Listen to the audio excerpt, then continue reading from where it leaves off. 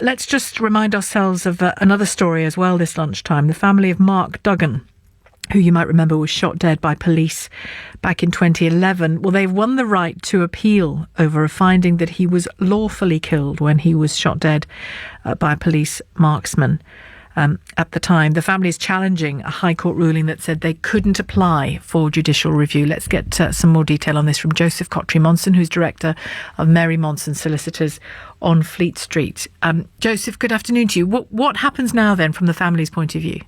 Well, good afternoon, Sheila. Well, after 4 years, this awful affair trundles on, doesn't it? I suppose much to the embarrassment of the Met Police. They very much felt that this had been put to bed.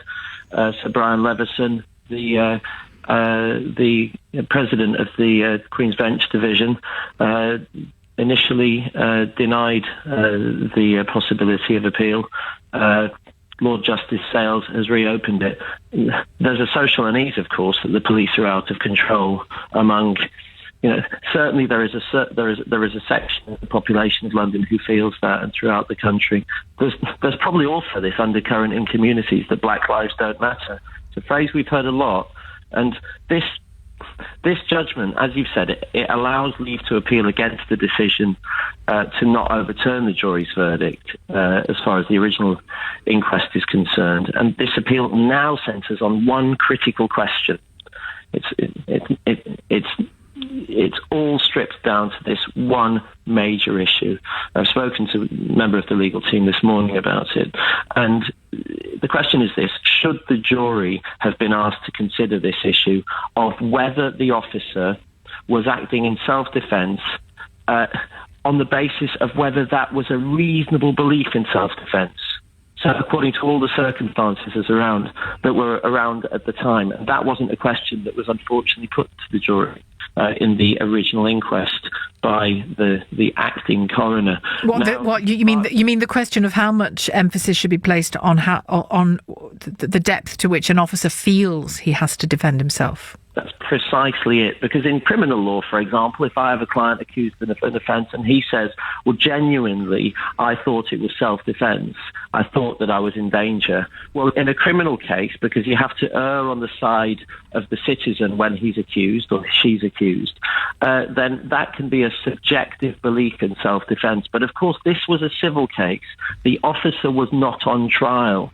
And that raises the issue of whether this was an objectively justifiable belief in self-defence. And of course, there was evidence that Mr. Duggan had thrown the gun away before he was shot.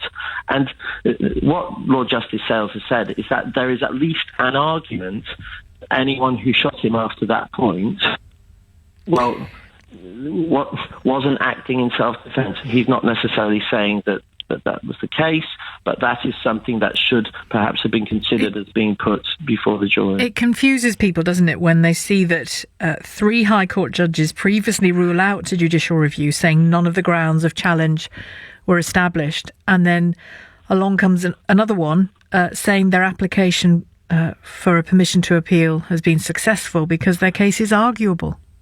Well, Sheila, I'm not going to risk getting into trouble as a lawyer by saying I like this judge and I don't like that judge. The reality is that Sir Brian Leveson, who made the last decision, very famous judge. We all know him about the phone hacking inquiry, etc., etc. He's very well thought of. He's taken one view. This judge has taken another one. Interestingly, however, Lord Justice Sales has added one extra ingredient to the mix, Sheila. He said not only is this something that should be considered on the merits of the case, but actually, when the police shoot dead a suspect on the streets, that means there is a national interest that those issues are fully explored. I bring us back to this thing that I said earlier, which is there are many people in London who feel that the police shoot first and ask questions later. If the police want to re-establish confidence in what they do, there needs to be transparent oversight. All right. And is it necessarily a bad thing that it goes before the higher courts in the land before that decision is made? I suggest not. All right. Thank you very much, Joseph Cottrey-Monson, who's director of Mary Monson Solicitors on Fleet Street in London.